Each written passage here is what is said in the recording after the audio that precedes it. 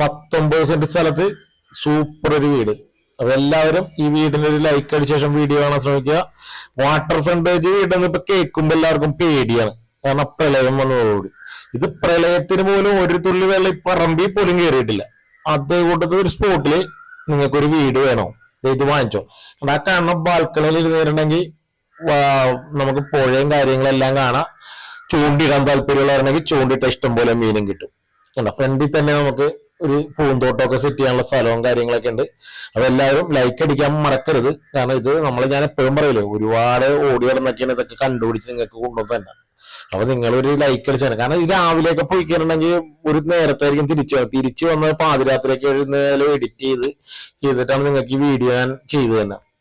കാരണം ഞാൻ നേരത്തെ പറഞ്ഞിട്ടുള്ളൂ, പുതിയതായിട്ടൊക്കെ വരണം. ഒരു 10 ദിവസം ബ്രോക്കർ കമ്മീഷൻ പോലും മേടിക്കാനാണ് നമ്മൾ ഈ വീഡിയോകളൊക്കെ നിങ്ങൾക്ക് എത്തിച്ചു തന്നെ. കാരണം നിങ്ങൾക്ക് ഇത് ഓണറായിട്ട് നേരിട്ട് കച്ചവടം നടത്താൻ പറ്റും.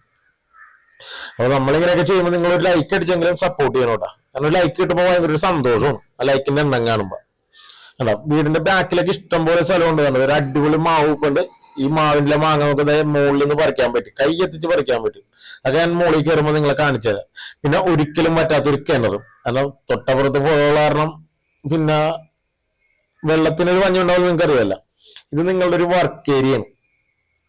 പിന്നെ നമുക്ക് വീട് എന്റെ ചുറ്റിനും നടന്നു വരാം. കാരണം വീട് ഇത്തിരി ബാക്കിലോട്ട് ഇറക്കിയാണ് വെച്ചേക്കണം. അപ്പൊ ഫ്രണ്ടിൽ ഇത്തിരി സ്ഥലം കിട്ടാൻ വേണ്ടിയാണ്. അപ്പൊ നമുക്കവിടെ 2 വലിയ കാറ് പാർക്ക് ചെയ്യാനുള്ള പോർച്ച് ഉണ്ട്. അത് ഞാൻ വീണ്ടും ഒന്നും കൂടി പറഞ്ഞു തരാട്ടാ. കാരണം ആ ഫ്രണ്ടിൽ നമുക്ക് കുറച്ച് കാര്യങ്ങളൊക്കെ പറഞ്ഞപ്പോ ഞങ്ങള് മുന്നോട്ട് പോയി അതാണ് പറ്റിപ്പോയത്. വീടെന്ന് വെച്ച് കഴിഞ്ഞാൽ നല്ല സെറ്റപ്പ് ഒരു വീടാണ്. അത് നിങ്ങൾക്ക് അകത്തോട്ട് കയറുമ്പോൾ മനസ്സിലാവും. കാരണം താഴത്തെ നിലയിൽ തന്നെ 3 അറ്റാച്ച്ഡ് ബെഡ്റൂം ഉണ്ട്.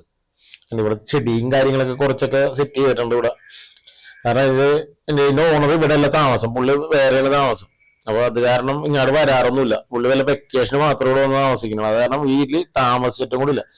ഫുള്ള് ഗ്രാനൈറ്റ് ആണ്, മാർബിളിന്റെ ഡിസൈൻ ആയിട്ടൊക്കെ തോന്നും, പക്ഷെ ഫുള്ള് ഗ്രാനൈറ്റ് ആണ്. ഈ ഒരു മോഡലിലെ ഗ്രാനൈറ്റ് ആണ്.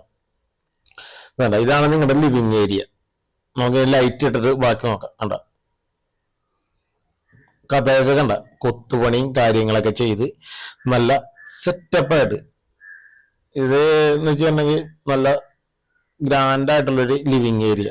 അത്യാവശ്യം എന്താണ് ഇന്റീരിയൽ വർക്കും കാര്യങ്ങളൊക്കെ ചെയ്തിട്ടുണ്ട്. നല്ല ഡിസൈൻ, മാർബിളിന്റെ കൂടെ ഡിസൈൻ കിട്ടുന്ന ഗ്രാനൈറ്റ് ആണ് ചെയ്തേക്കണം. നേരെ കാണുന്ന നിങ്ങളുടെ ഡൈനിങ് ഹാളാണ്. മൊത്തം 3300 സ്ക്വയർ ഫീറ്റ് ആണ് വീട്. ഡൈനിങ് ടേബിളൊക്കെ നിങ്ങൾ സെറ്റ് ചെയ്യണോട്ടെ, കാരണം ഇതിന്റെ അകത്ത് വേറെ ഫർണിച്ചറും കാര്യങ്ങളും